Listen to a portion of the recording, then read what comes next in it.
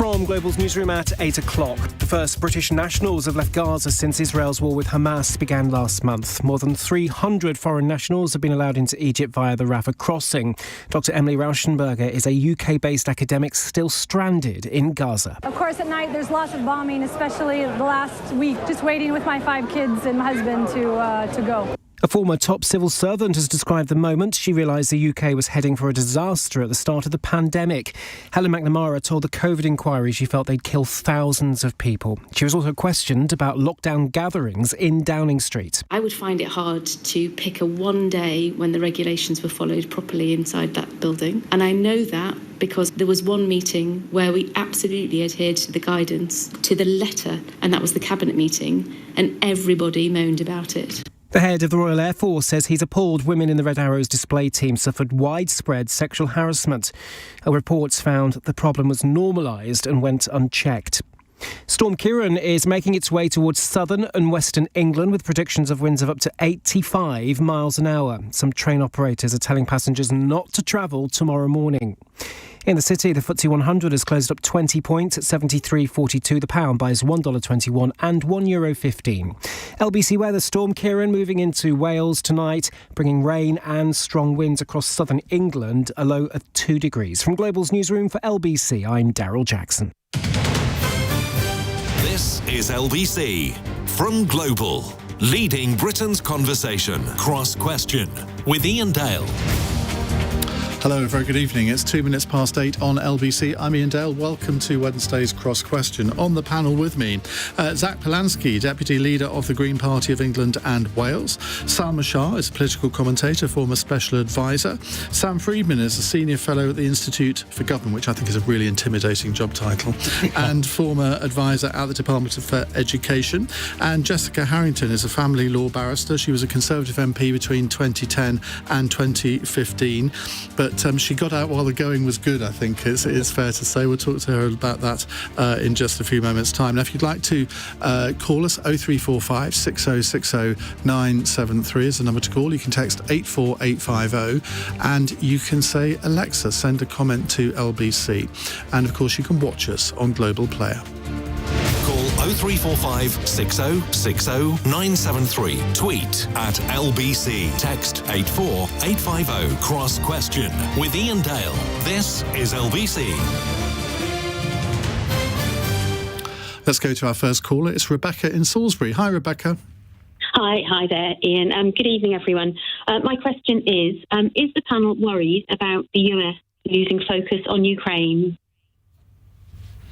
Do you think it is losing focus on Ukraine? Yes, I do, absolutely. I watch a lot of CNN, and it barely has been mentioned in the since everything's happened in Israel. And if it is, it's only in the context of opposition in Congress in terms of the next payment.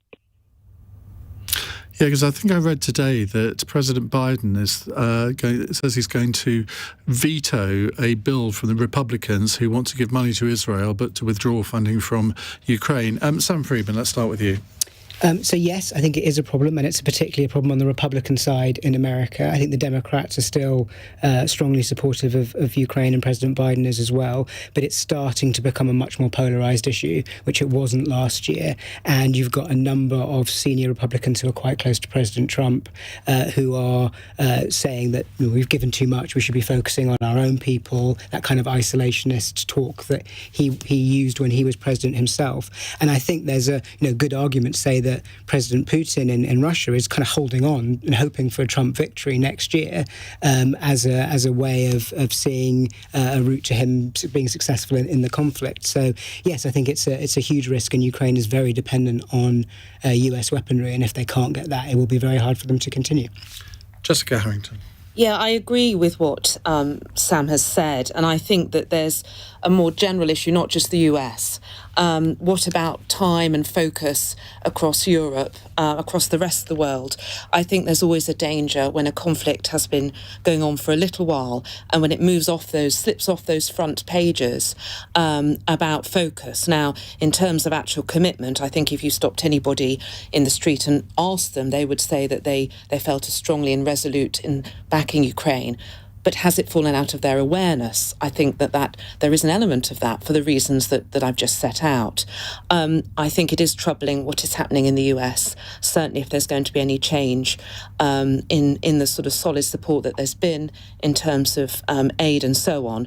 And I do hope that with everything else that's happening in the world at the minute, it doesn't stay off those front pages for very long. We need to remain so strong and supportive of Ukraine. And I think whilst the UK very much on the front foot with that and will remain so, let's try and get it back up those news stories. We spent the last hour talking about this on the programme, and in the light of Giorgia Meloni, the Italian Prime Minister, effectively saying that European leaders are getting a bit tired of this and sort of maybe they should broker a peace. What's your reaction to that? Well, I mean, I've heard the extract in the sense of what was said and the context in which it was said.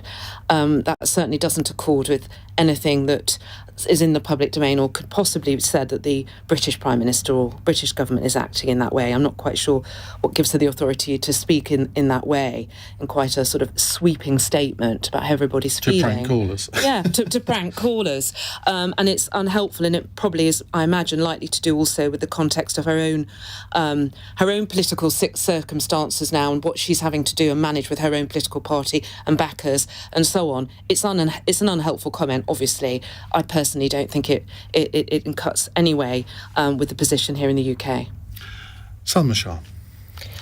Well, I mean, Sam's absolutely right. Of course, there's a focus that's going to be pulled as a consequence of other conflicts in the world, as a consequence of the fact that, you know, the president is one man and is going to be pulled from pillar to post in all these different directions. I think the one thing that we have to be really wary of is that clearly Ukraine support skepticism is on the rise because there is a difficulty in the way that Ukraine is succeeding in its goals, particularly in the counteroffensive. And I think that this sort of rise in the skepticism, certainly from the Republicans, as Sam points out, is as a result of the fact that it doesn't feel like there is going to be an out-and-out victory at this point in time. And so people are getting nervous. And the inevitable consequence of that is thinking about what is the end game here. Now, I agree with Jessica that we have to continue our support because actually the alternative is unthinkable. But world leaders, military strategists are going to have to look at those options, which are awful in any circumstance, which may actually mean that there's going to be some kind of negotiation with Putin. But between who? Because I've always said that if there is a negotiation, it has to be the Ukrainians who launch that. It is not for the rest of the world to intervene here. The Ukrainians have got to make that decision themselves. You're absolutely right. But ultimately, the decision of whether weapons go and support continues is going to be domestic. Yeah.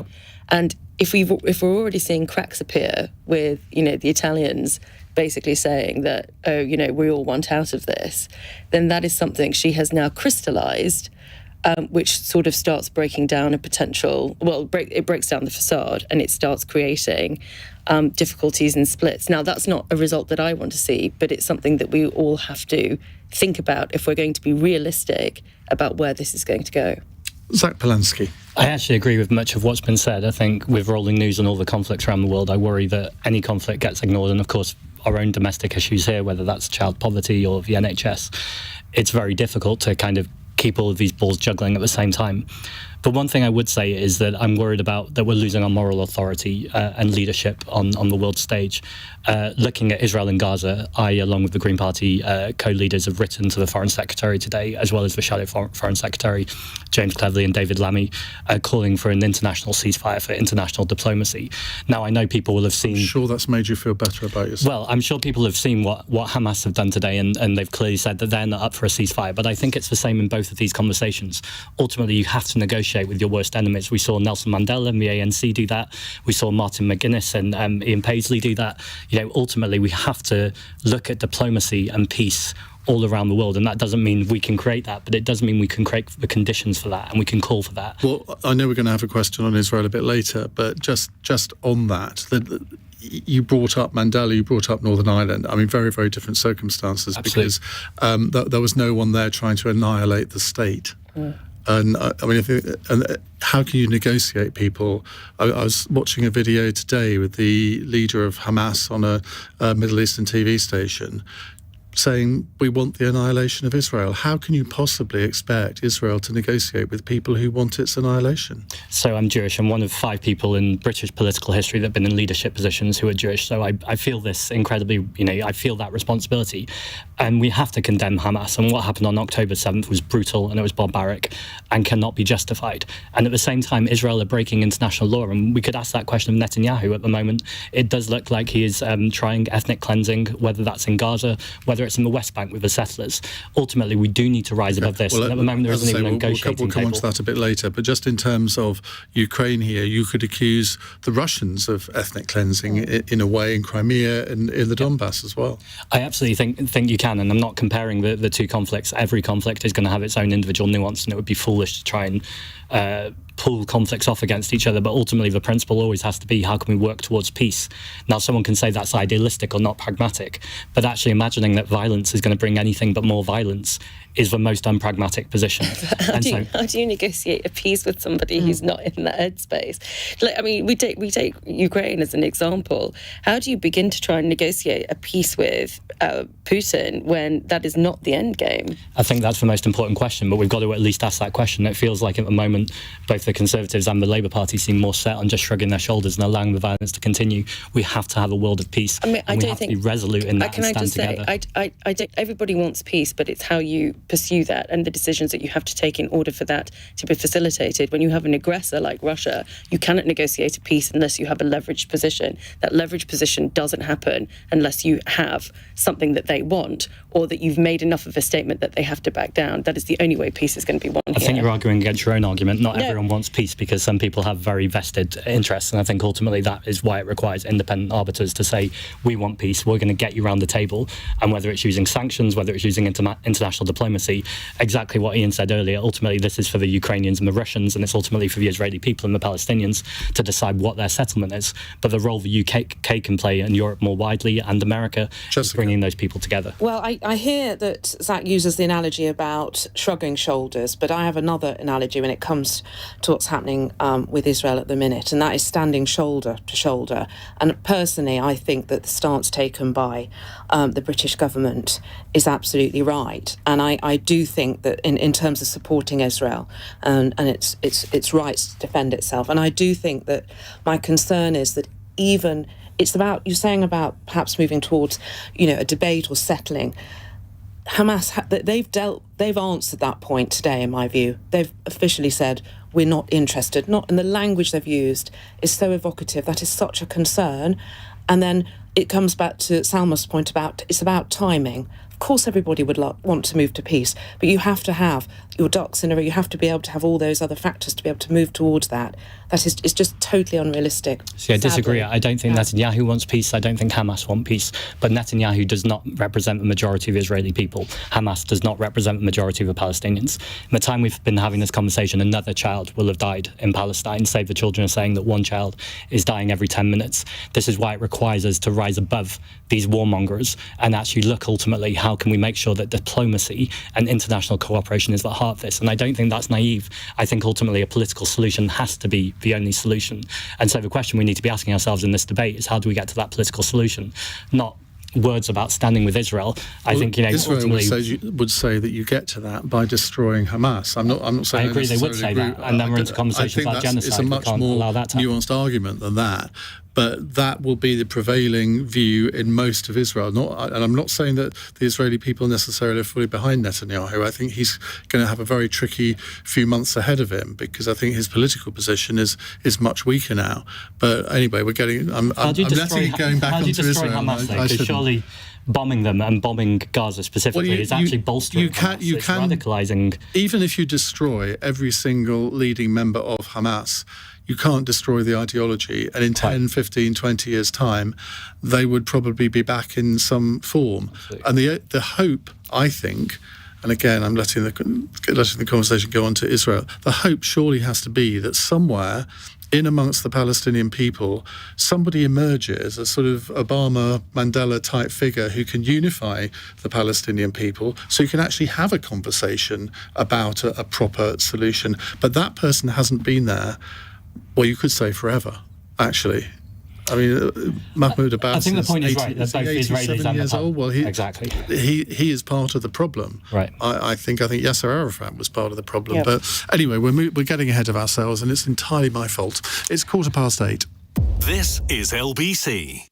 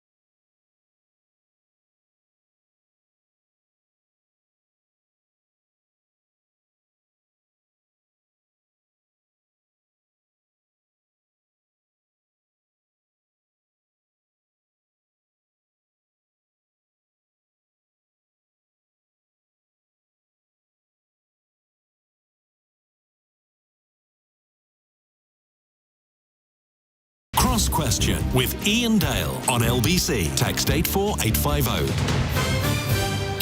18 minutes past 8 on LBC. Zack Polanski from the Green Party, Salma Shah, political commentator, Sam Freedman from the Institute of Government. For government. It's the same with that Institute of Economic Affairs. I'm never quite sure which one it is. And Jessica Harrington, former Conservative MP, now a family law barrister. Now, you left Parliament in 2015, 8 years on. Have you ever had any regrets about leaving? Because I was really surprised when you stood down. Were you? Yeah. Well, I mean, it was a finely balanced decision. It wasn't, that I hated being an MP, and I knew I'd have some regrets if I either stayed or if I left. So it was a difficult decision. It's a huge honour to be an MP. You work very hard, everyone here will know, to get elected. But I must say, in terms of how political events then played out, the coalition years when I were there, it seems like the golden era in many ways. And, and as it happens, I think, the Brexit debate that came up, I would have been very much at odds with my local constituency and their views about that. I think it would have been, in that sense, very, I suppose, difficult morally and so on. And I've been able to enjoy it vicariously from the sidelines. And you have a life now. And yes, that's it. Yes, there's something called Saturday and a Sunday, it turns out. So, and you've recently got married to our very good friend, Lord Harrington, so we should be calling you Milady now, shouldn't we? We'll stick with Jessica. Okay, fine. Right, let's go to another question from Raphael, who's phoned in from Tel Aviv. Hello, Raphael. Hello, guys. What's up? Hi. Would you like to ask a question? Yeah, I've seen lots of the news, lots of Israelis see the news outside of Israel, especially in UK, BBC and stuff like that. And it seems that when you talk about, you like to talk a lot about proportionality and how many deaths we have in the Israeli side compared to how many deaths we have in the Palestinian side, and it's unproportionate. And it seems that for some reason, right or wrong is decided by the amount of death or civilian death in conflict. And boy, oh boy, if this was true in World War II, between Britain and Germany, for example, where far more German civilian was killed by the Royal Air Force compared to the bombardments of the Luftwaffe. I think by the Allied forces, about 500,000 German civilian was killed compared to 70,000, if I'm right, British people. So it's really hard to see it as an Israeli, as a country that think itself as a neighbor country. We share the same culture values. So what's your question, Raphael? Do right or wrong is decided by the amount of civilian casualties in other side in a conflict. Salma. Well, this is a really difficult question because we're sat here in a London studio not having faced the conflict in close proximity. And so all I can offer is an opinion, a personal opinion. This is not based on expertise of war or those kinds of decisions that are being made. Ultimately, the loss of innocent life in any context is terrible. It's an awful thing. The things that we are seeing are awful things. And nobody can help feeling, the barbarity of what happened on October 7th. And nobody can help feeling a real pain when we're looking at Palestinian children who are dying. So this isn't a question of what is the number. I don't think the question of proportionality is about the number of people dying, but it is about saying that do we need to continue the loss of innocent lives in this way? Now, I absolutely accept and support the fact that Israel faced an atrocious terror attack, and in order to have peace, they need to be able to secure themselves against Hamas. That is absolutely correct. Things around humanitarian aid that is able to go into Palestine and securing safe passage for Palestinians who are not players in this war is something that has to be accounted for. It's not about numbers. It's about decency towards innocence in conflict. Zack. I think that was the exact answer. It's not about numbers, it's about decency, and I can only repeat that. First of all, I hope you're okay. I have family who are in Tel Aviv, and I know that this is a difficult time for everyone, whether you're in Israel or in Palestine. I would also say, though, that this conflict did not start on October 7th. And for far too long, Israel has occupied Gaza, and we can get into a whole debate about the history of conflict, and that probably the road to madness. But I think it is important to point out the disproportionality here. I don't necessarily agree with the idea that this country shares the Israeli government's cultural values. Netanyahu is a far-right leader. You could argue that we've started in this country to share those values, but I'd like to think that this country stands for compassion and decency. So I would reject the question in terms of it's not about numbers. Every single innocent life is an innocent life lost, and ultimately the blood of Palestinian children has to be worth the blood of Israeli children. We don't talk about this word proportionality in any other conflict. It's only to do with Israel that this word is ever brought up. I'm not sure about that. I think in Ukraine as well, I think the horrific scenes that we saw from Putin in terms of proportionality, obviously, again, it's very different because that, essentially as I said before, not to compare conflicts, but that ultimately is about proportionality too. I think the shock of what we saw was the proportionality and the kind of horrific attacks. And I think when we're seeing nightly on our screens what is going on in Gaza, and the idea, even if Hamas are in a hospital, the idea that then that is acceptable to bomb a hospital because it's a military target, again, it's not coherent and it's not compassionate and it's not humane. And what I'm saying... But war is not compassionate. This is where I think a lot of people go wrong in this. If you are a country fighting a war, and that's what Israel believes it is doing, and I mean we can have a debate about that, but they're calling it a war. In war, within international law, within the Geneva Convention, terrible things happen. I mean, if you believe that you should never go to war, and because you would end up killing civilians inevitably, no matter how much you target, inevitably there will be civilian casualties, then you're a pacifist. Now, perfectly honourable to be a pacifist, but let's just get people to admit that's what they're advocating. Yeah, so I'm not a pacifist. I think that, there are instances where you absolutely need to defend yourself, but let's look at international law.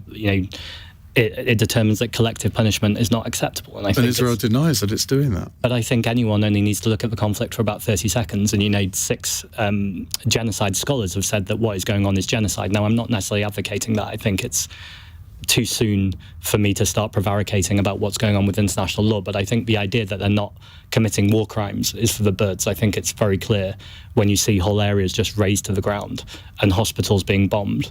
This is this has gone beyond a war crime, and it ultimately needs to be condemned. And as I say, the biggest thing that needs to be condemned is the loss of civilian life, whether that's in Israel or in Palestine. But that shouldn't take away from our, as in the UK, our moral responsibility to talk to Israel as a critical friend and not give them a blank check. But the Prime Minister says that's exactly what he's been doing. And if you look at what he's said, both in the House of Commons and in press conferences, he's gone out of his way to say that Israel must obey international law in a way that a close ally, you would think, wouldn't need to say that. The Prime Minister also said that he hopes that Israel wins, but no one is winning here. The only thing that is winning here is death. He's not going to say he hopes that Hamas wins, is he? No, he's not. But ultimately, this idea of winning and losing neglects the idea of a peace agreement and of a settlement. And it's worth saying Hamas are already negotiating. They're negotiating over the release of hostages. So this idea that Hamas would never negotiate is not true. But, sorry, is Hamas not negotiating as a consequence of force? Yes, that is true. But ultimately, where does that force stop? Does it stop when we've killed 100,000 people, 200,000 people? At what point do we go enough killing? If you had been the Israeli government on October the 8th, what would you have done? I mean, they surely had no alternative but to launch some sort of... You can argue about the extent of it, but they clearly had to launch some sort of military action against Hamas, didn't they? I think I'd argue about the extent of it, and we're straight back into that conversation about proportionality, and I think that's exactly why proportionality does come up in Israel and Gaza, because ultimately you're dealing with a government with huge military might against people who are often fighting with sticks and stones. Sam? So I think the proportionality is not about adding up numbers in a column. I think that's very clear to the sort of question that was asked. And I don't think any of us are arguing that. For me, the question is, what is the end game here? What is Israel trying to achieve in the action that it's taking? Is there a coherent plan to actually eradicate Hamas militarily? Is there a political solution if they were able to do that? It's not clear to me that there is. It's pretty clear from what the Americans are saying, who are the people who are closest to the Israelis, that they don't think that there is, and that there is a lot of worry in the international community about how we extricate both Israel and Gaza from this situation that they're in, when both sides think that they are now essentially in an existential war. And it's not clear to me that anybody has a clear answer to that. It's all very well calling for ceasefires and negotiations, but it is not clear that anyone has a mechanism at the moment either to start that process or what that would look like. I don't think it's going to be possible for the Israeli government to agree to have Hamas running Gaza anymore, but it's not also very difficult to see how you stop that from happening. So it feels like this conflict is going to last for quite a lot longer. Jessica? I agree with everything that Sam's just said in terms of the current situation and why it's renders almost impossible to even begin to look, unfortunately, at moving towards any sort of negotiations.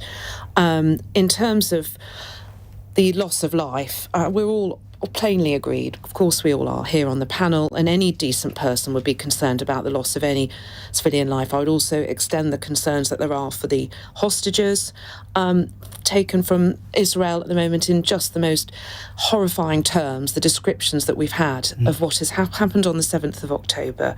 And I think that Hamas repeating today that they will do it again and again and again until Israel's annihilated. That's a stark reminder of the threat that Israel as a democracy faces.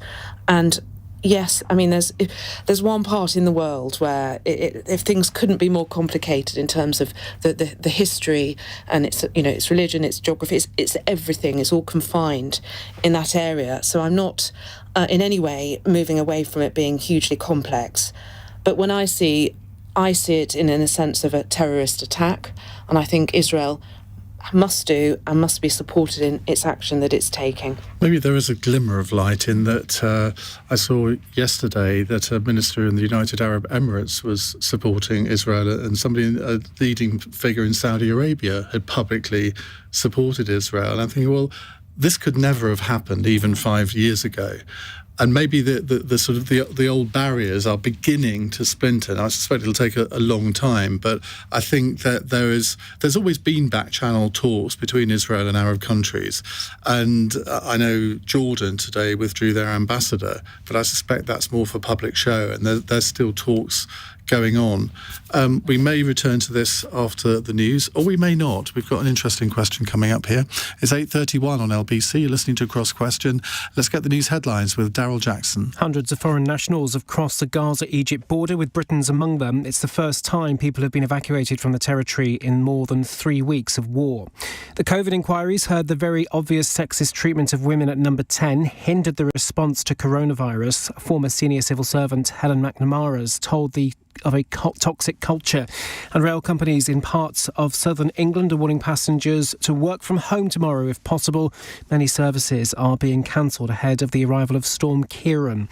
LBC weather: rain and strong winds in southern England and Wales tonight, turning mostly dry and clear in Northern Ireland and Scotland, and a low of 2 degrees. This is LBC.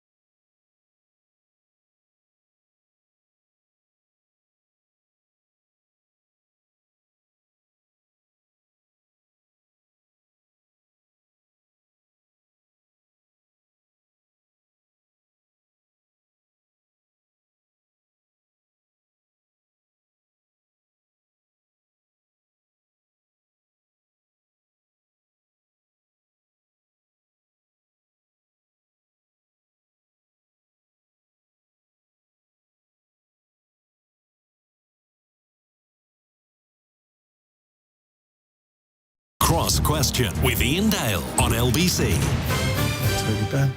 8:34 on LBC. With us in the studio, Zack Polanski, Deputy Leader of the Green Party of England and Wales. He has nothing to do with the Green Party of Scotland. Salma Shah is political commentator, former special advisor. Did you ever come across Dominic Cummings in your work? Sadly missed him by a hair's breadth. What a shame. Yeah. You could have told us. Sam Freedman is Senior Fellow at the Institute for Government and former advisor at the Department of Education. Any Dominic Cummings? I worked in the same office with him for 4 years. See, I have this sort of inkling that you did on spill. Well, I mean, I have to say I've been completely unsurprised by his behaviour in front of the COVID inquiry, having worked in an office with him for 4 years. His language has always been very strong, shall we put it. His emails that he used to send around the department in all caps locks without any punctuation were known as domograms. That's what everyone feared, getting a domogram. See, I had a reputation for that at my publishing company. Yeah, so... they actually threatened to compile a book of my emails. So, yes, he had a reputation then. So yeah, the language that's come out in some of these WhatsApps and emails really not shocking to me at all, because it's... But do you regard him as somebody who is sort of a flawed genius? Well, he's flawed. I don't think he's a genius. I think he's a very good campaigner, and I think he understands the way the public think about politics in the way that very few people in Westminster do. I think he's a smart guy, but he is incredibly lacking in self-awareness. He is very good at understanding the flaws in others and terrible at understanding the flaws in himself. And that has made him quite ineffective when he's been in government in different roles, because he has found it impossible to work with other people to, in the way you have to do to make policy happen in a constructive way. He had this incredible chance in number 10 to fulfil his agenda, and he ended up falling out with everyone within 6 months. So. Jessica Harrington here is too. Any Dominic Cummings anecdotes? Sadly, no, I never have had the pleasure of even speaking to him. But I hear what Sam says, and for somebody then in a different position that I am, having never worked, I only know what I read and hear about in the press, and of course through friends and colleagues and from politics. I agree with Sam's point. He makes it very clear that he thinks many other people are not bright at all, and he's very clever. But if you are going to take a role of leadership at the heart of government, part of that is having self-awareness and being able to lead your team. And if you are incapable of doing that, and by using abusive language and leading in that way, then it sets the agenda. And that's, to me, shows somebody, in fact, that isn't that clever in that sense, because they can't even note their flaws. Well, it'll surprise you all that we now have a question about the COVID inquiry from Sandra in Greenwich. It's a text question. After being shocked again and again by the evidence in the COVID inquiry, I was further aghast at the description of Matt Hancock's answer when Helen McNamara offered to help him, the type of response I would expect from a 10-year-old, not a senior minister. How on earth can all this behaviour be stamped out for good, no matter who is in power? Now, Helen McNamara is the former Deputy Cabinet Secretary. She testified to the inquiry today that Matt Hancock displayed nuclear levels of overconfidence and compared how he dealt with questions about how the government was dealing with the early stages of COVID by comparing himself to a cricketer, saying, "They bowl them at me, I knock them away."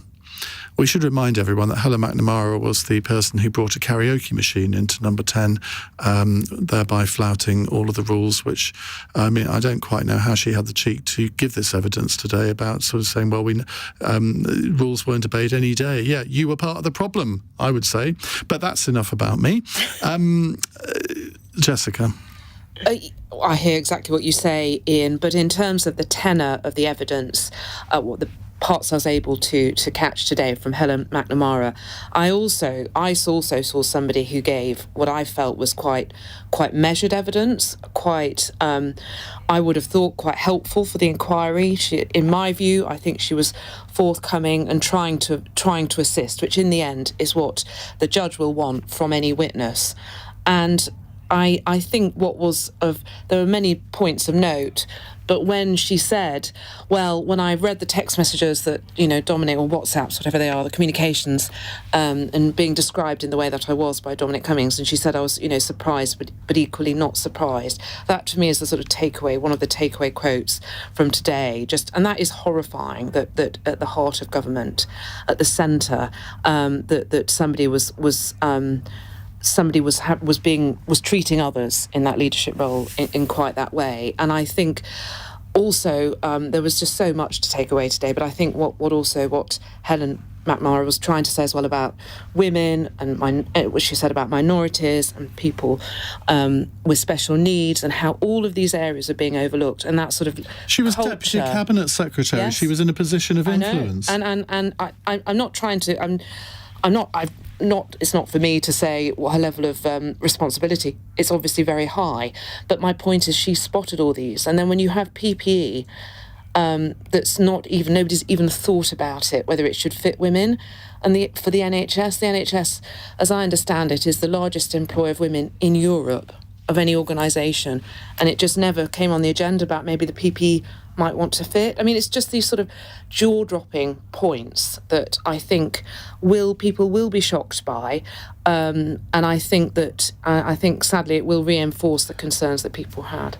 And to be fair, Lee Kane and Dominic Cummings, I think I'm right in saying yesterday, did make that point about it was a very white, male-dominated group of people. Yes. I think one of them said at one point that in the main meeting, it was all white men, and then they had a sort of outside the room meeting observing what was going on, and they were predominantly women. I mean, did no one stick their hand up and say, I'm not quite sure this is right? Well, were they listened to, Ian? Sorry to interrupt, but were they listened to if they did try to raise their hand?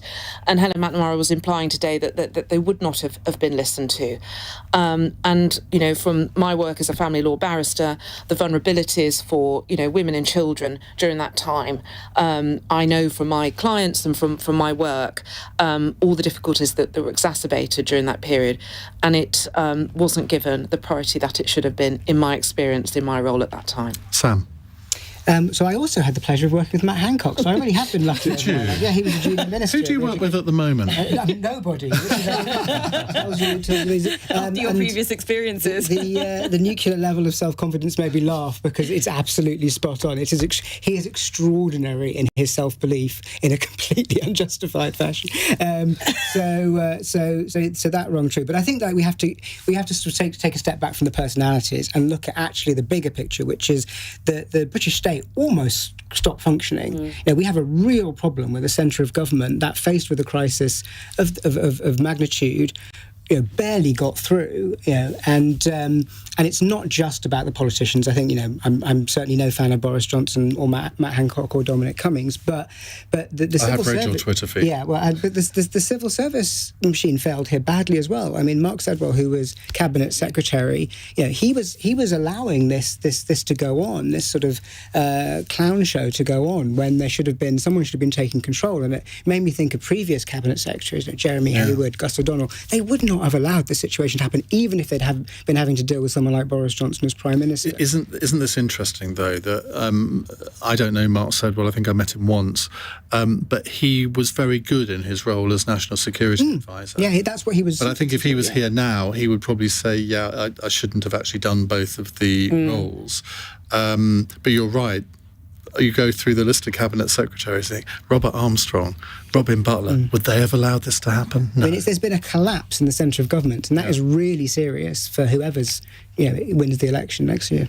Just quickly, if I can, Ian, following on from Sam's point, what I found of interest today as well, probably my day job as a barrister, is the one question that Baroness Hallett at the end wanted to ask the witness to clarify, and just to explain, the judge at the moment is taking more of a referee role. It's at the end that we hear from, and what her specific point was to ask Helen McNamara, can you help me with the division of responsibility and where power lies with SPADs and government, because she wanted on the record, I think, clarity from the witness about that breakdown and this sort of blurred roles, this blurred responsibility. And the answer it was quite a detailed answer, and in my view, I think that's become relevant when it comes to hear the outcome of the inquiry. Was her part of her answer, well, it depends on the department and it depends on the ministers and it depends on the personalities of the SPADs, because I suspect that's quite near the truth. Well, she was giving an overview that in the end, she said, there was just such a blur. She said, usually if people come to you and say, I'm asking on behalf of the Prime Minister, and then as a civil servant, you have a function and you can answer that question. But she said effectively, but by the end, there was just a complete, that loss of line management, of responsibility, and who was actually had the power and who was asking questions had disappeared. And she effectively said, you can't run a country in that way. Now, I'm going to ask you two to be quite brief on this because we're running over time. Salma? I really just hate the fact that it's become about the personalities, and I am really concerned that we're not going to get to exactly what Sam said, which is understanding the breakdown of the state. And I think if we're going to learn anything from Brexit preparedness and pandemic planning so that we don't face this again, we need to get really serious about what those failures were, and it can't just be about the personalities in number 10, civil servant or otherwise. Zack? I think there's been a stench of entitlement and corruption around this government for a long time, and I think anyone watching this inquiry will not have been surprised that actually what we suspected was true, and it's been utter chaos with complete short-termism and no long-term strategy. Ultimately, another pandemic will come at some point, so it needs to be less about the personalities at this point and more about robust systems to make sure next time we're ready. OK, thank you for being admirably brief, the both of you, which gives us time for an extra question. It's 8:45. LBC. Hey,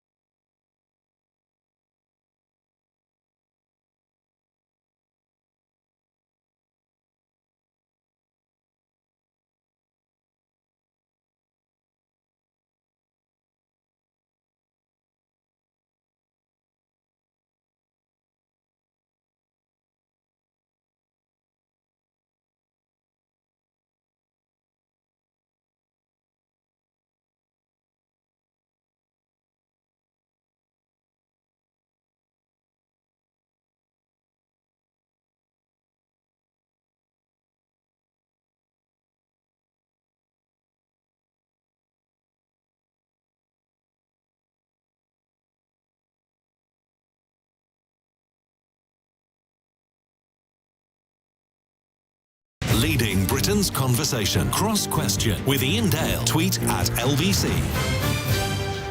Zack Polanski, Salma Shah, Sam Freedman and Jessica Harrington answering your questions. Peter in Bournemouth wants to know this. Is AI something we should embrace or fear? Now, the UK, the US, the EU and China have signed a joint declaration that AI poses a potential for serious, even catastrophic harm, while Elon Musk says it poses a threat to humanity. Bit like his Twitter. Zack. So you mean X? Sorry, no, I refuse to call it that. I agree with you entirely. AI, I think, is an opportunity, but ultimately it's about how we govern it. So I don't think we should necessarily follow the scare stories, but I do think it's going to need a lot of regulation, and that's going to require international cooperation.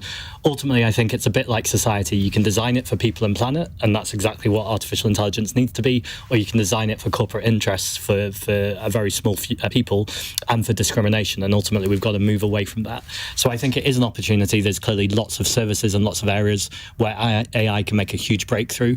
I think ultimately as well, we need to make sure we're protecting people's jobs, and I'd love to see a universal basic income explored to make sure that if people are transitioning to other industries or even out of jobs entirely, that we can make sure that everyone's secure. Well, you brought up an issue there which I'd love to go into, but we're not going to. I was tempting you. Yeah, I know you were, but I'm for once resisting temptation. Jessica. Well, I mean, in terms of fearing AI or embracing it, it's obviously both. We've got to, and we have to deal with the world that we're living in, not the world that we would, like to live in. I think that I certainly have a lot to learn. I think a lot of people do. I thought it was important that there was this conference today, and I think it's made a good starting point. My understanding is that as a country, we lead in some ways in terms of AI, in terms of jobs and investment. And I think putting a marker down today is a good start. What, of course, none of us want to become is dispensable with our jobs. So hopefully AI will have a bit of time to make sure that Can you imagine still... an AI Iain Dale? No, never. It'd be wrong, quite wrong. It is forbidden. We'll make sure it's in the rules. Is it more artificial or intelligent? The thing is, Corey, my producer, asked some AI thing today to create, it's a radio broadcaster, Iain Dale, create a picture. And they created someone that looked like Kim Jong-un. Make of that what you will, Salma. Oh... No, I'm not going to go there. I thought we were in for a Kim Jong-un, hot or not. Definitely not. We'll leave that for my 4-minute podcast. Okay, should we embrace it or should we fear it? Because isn't it a bit like computerization in the early 1980s when everyone said, it's going to lose millions of jobs. But actually, it created millions of exactly. jobs. I mean, here's the thing, right? Yes, we should embrace it, and yes, we should be cognizant at this point, what it's capable of and how we should think about it. The thing that everybody talks about, we've got to regulate it and it's got to kind of, we've got to think about it now. I did tech regulation when I was in government. I started the online harms, what became the online harms bill, started as a white paper that was driven by my boss, Sajid Javid, at the time, way back in 2017. Regulating technology is incredibly difficult. So we need to take some of those lessons and we need to see how this technology develops, because we don't really have anything yet to regulate properly. And international cooperation is always going to be really difficult here because there is no moral equivalence between countries like us and, say, hostile state actors like Russia or indeed China. And so what you're looking at in terms of AI is going to have huge implications on things like biometrics and surveillance and all that kind of stuff. So we don't know what the potential and the consequences of this are yet. But absolutely we should embrace it. I think it's about economic furtherance, and the one thing that we should do, rather than just constricting everything around new technology, is exactly as you say, thinking about what are the jobs for the future that this technology could potentially introduce. And it's why it's good that we had the conference here. It's good that we're taking a lead on it, although the Americans have announced their own thing, which is a bit awkward. Sorry, Rishi, we're not coming to yours, but we're actually having one ourselves. Kamala Harris is there. Yeah. Kamala Harris is there. I know, but the president's not there. So That's probably an advantage. It's great. At least she won't fall asleep. Yeah, that's a good way of looking at it. But, we should be embracing it, and we should be really sensible about what this is going to look like, because we've seen it before. Computerization, social media regulation. There are ways for us to consider what the future is going to be, but let's take advantage of it first. Did you listen to your former boss's debut as an LBC presenter last week? Are you going to be angry if I say no? I'm only tuning to you. Well, I mean, I'm sure he won't be very pleased. Well, actually, at one point we thought we'd try and be listeners that he didn't recognise and ask him really awkward questions. On the phone in. Zack. I've answered, but... have you? Oh, sorry. Sam. That's the AI one. Yeah, so we I know, do need an AI. We know you're not AI because you can make mistakes.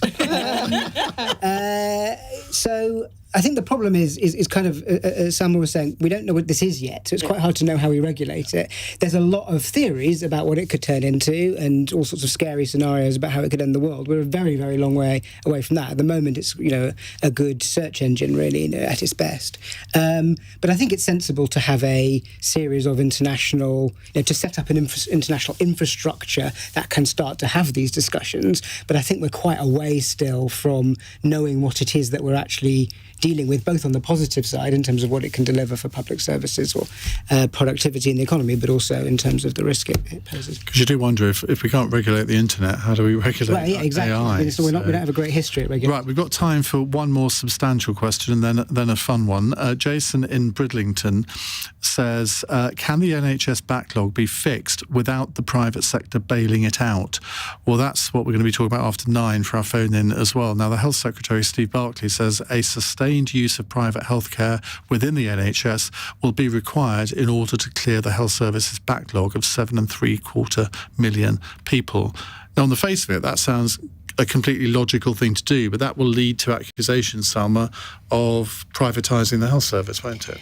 Yeah, but what I don't understand about this is that that is a political attack, right? Because privatisation of the health service only really comes up when it's Tories that are in charge of the health service. And there are two things that really annoy me about this.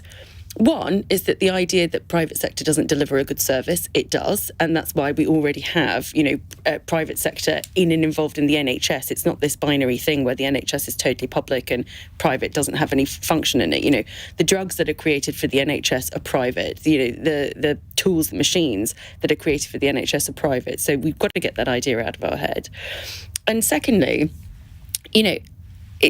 this political attack, it's just unhelpful because the NHS is run independently of ministers. That was the whole point of separating NHS England out. Why is Steve Barclay commenting on it then? So Steve Barclay can comment on it because precisely for this reason is that nobody's asking the head of NHS England these questions, and it always comes back to the health minister. So it doesn't matter where operational independence sits or who's running it, or and this is true for a lot of arm's length bodies. I mean, we can criticise Dominic Cummings, and like Sam, I often do. But, thinking about that accountability that exists in these independent agencies that are supposed to be running things is something that we need to get better at, because it's easy to point to the minister when they don't actually run everything day to day. Sam? So, the answer to the question is no, it can't, because there isn't enough private sector capacity to deal with the waiting list. We already use a lot of private sector capacity at the moment. There's no ban or block on it, and lots of NHS trusts do use it, but there's nowhere near enough to deal with the extent of the backlog. So it feels like a sort of... No, but it could help reduce it. Of course, and it already does. We already use it, and Wes Streeting has said that Labour would do the same thing, which is perfectly sensible. But it's good. It's just a tiny fraction of our market. We don't have a big private sector healthcare market here. So the only way you are going to start getting the backlog down is by very significant increases in investment in the NHS, which neither party want to talk about because there isn't any money around at the moment without raising taxes or increasing borrowing. But that is the blunt reality. There's no way you can get from 8 million to 2 million, which is where it was a decade ago, without a very significant amount of money. Zack? The two old parties are in the same place on this. Both Keir Starmer and Rishi Sunak say there's no money left. Actually, there's lots of money. We talk about a cost of living crisis. We really have an inequality crisis. And actually, we need to look at things like a wealth tax. A 1% tax on the wealthiest 1% could raise about £75 billion. Slightly going off the question, if I may say so. No, I don't think it is, because I think it's exactly that investment, exactly what Sam just said, that you put back into the National Health Service, and then you don't need to privatise it. There is enough money. We just ultimately need to tax the wealthy the most. Which we already do. Well, not nearly enough. And actually, there's mass inequality where very often we're taxing some of the poorest people. What would you like to see the income tax rate be for what you call the wealthiest in society? And what do you class as the wealthiest in society? Well, I think that's ultimately about working with progressive economists to make sure we get those numbers right. But I think the principles are, I've just said the 1%. So we're talking about people, we're talking about millionaires. And No, you're not. You're talking about people earning over £80,000. I'm talking about wealth here. So obviously we need to tax income, but we also need to tax wealth. And it's not fair that we tax income more than we tax wealth, when actually those assets are just sitting there. And I think ultimately by making sure we're getting some of that money back into the system, we can do things like protect our NHS, invest in transport, make sure we're funding our public services properly. All these options are there. People just need to vote for them, and that's a vote for the Green Party. I had to get that in there. Okay, Jessica.